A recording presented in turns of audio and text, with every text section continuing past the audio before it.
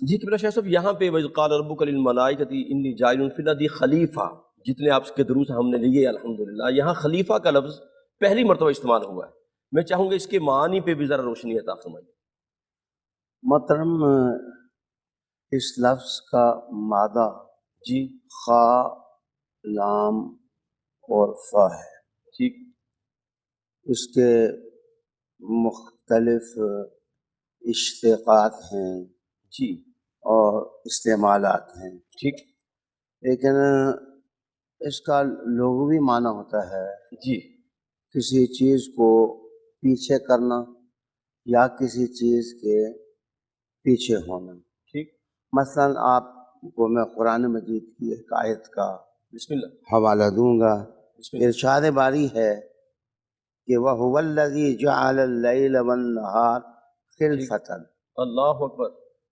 وہ ذات جس نے رات اور دن کو آگے پیچھے، واہ واہ، پیچھے رکھا سبحان اللہ، اور وقت کا نظام ٹھیک اس کے ساتھ قافلہ انسانیت کو عطا کیا۔ ٹھیک، کبھی کبھار ایسے بھی ہوتا ہے کہ یہ لائق قیادت کے لیے استعمال نہیں ہوتا یہ لفظ، ٹھیک، پیچھے ہونا یعنی بیک ہونا،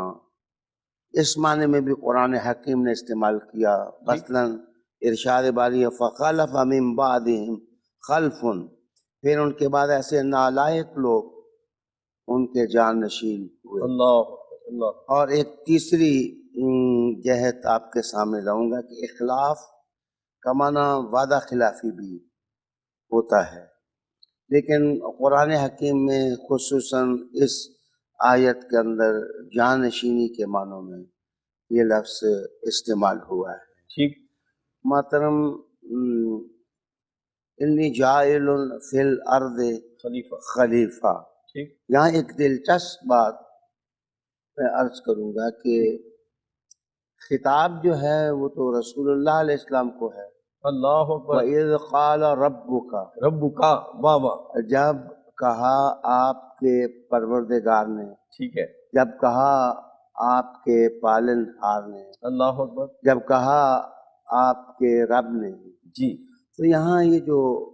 خطاب کی ضمیر ہے، تمام مفسرین کا اس بات پر اجماع ہے کہ یہ رسول کریم صلی اللہ علیہ وآلہ وسلم کے لیے ہے۔ ٹھیک ہے، تو تھوڑی دیر جو قرآن پڑھنے والا ہے اس کو ڈوبنا ہوگا کہ بات پرانی کی جا رہی ہے واہ واہ، لیکن زمانہ رسول میں کی جا رہی ہے۔ سبحان اللہ، اور پھر مفسرین نے کہا کہ جہاں وَإِذْ قَالَ میں از اور اذا آ جائے جی وہاں اذکر محذوف ہوتا ہے، معذوف ہوتا، ٹھیک، اور معنی یہ کیا جائے اور یاد کرو۔ ٹھیک ہے، بڑا جمالیاتی سا ایک منظر ہے سبحان جو اللہ، قرآن مجید سامنے لا رہا ہے کہ رب اپنے محبوب صلی اللہ علیہ وآلہ وسلم کو مخاطب کر کے ارشاد فرماتا ہے وَإِذْ قَالَ رَبُّكَ، محبوب یاد کرو اس منظر کو جب تیرے رب نے کہا واہ واہ واہ، انی جاعل فی الارض خلیفہ، کہ میں بنانے والا ہوں زمین میں خلیفہ، نائب یا جانشین۔ ٹھیک، محترم قاری صاحب، یہاں وہ مفسرین سبحان اللہ، انتہائی محبت کے لائق ہیں جنہوں نے معنی کرتے ہوئے اس طرف اشارہ کیا ہے کہ اصل بات خلافت عظمیٰ کی جا رہی ہے، اللہ اکبر، اور خلافت عظمیٰ کا تاج اللہ نے محمد صلی اللہ علیہ وآلہ وسلم کے سر پر رکھا، سبحان اللہ، اور جو خلیفہ اعظم ہے اللہ بات تو اس سے کی جا رہی ہے۔ واہ واہ، اور جب بات خلافت عظمیٰ کی جا رہی ہے، مخاطب بھی رسول کریم صلی اللہ علیہ وسلم ہے اور خطاب کرنے والا اللہ ہے، تو ضروری تھا کہ لوگوں کے سامنے اس خلافت کی تاریخ رکھی جاتی کیا بات، کہ اس کا قوام کیسے تیار ہوا، واہ واہ، یہ شروع کیسے ہوئی، آدم علیہ السلام نے کام کیسے شروع کیا، پھر اس کے بعد تسلسل ہے نوح علیہ السلام، اور پھر ہود، شعیب علیہ السلام، پھر اس کے بعد ابراہیم علیہ السلام کی نسل، اللہ، اور پھر ان کی اولاد۔ اصل بات یہ ہے کہ اقتدار اور خلافت دراصل پہلی قوموں سے لے کر کے حضور کو سپرد کی جا رہی تھی، اللہ اکبر، اور اب گویا پرانے چراغ بجھ رہے تھے، پرانی شمعیں گل ہو رہی تھی، صحیح، اور رسول کریم صلی اللہ علیہ وسلم کی آمد تھی۔ سبحان اللہ، حضور صلی اللہ علیہ وآلہ وسلم فاران کے خطیب بن کر کے جلوہ گری فرما رہے تھے، سبحان اللہ، تو رب کریم نے کہا کہ پہلے خلیفہ کی تاریخ بھی دیکھو، اور جن کو مخاطب کیا جا رہا ہے کیا بات، ذرا ان کے وجود میں خلافت عظمیٰ کا نور بھی دیکھو، کیا بات، کیا کیا، اور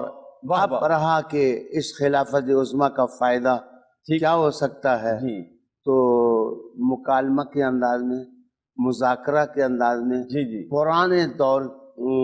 میں جو کچھ ہوا باتیں لوگوں کے سامنے لائی گئیں، سبحان اللہ، تاکہ لوگوں کو پتہ چل جائے کہ فساد کرنے کی ضرورت نہیں ہے، حضور کی خلافت کو تسلیم کرنے واہ کی واہ واہ، کیا ضرورت بات، ہے۔ سبحان اللہ۔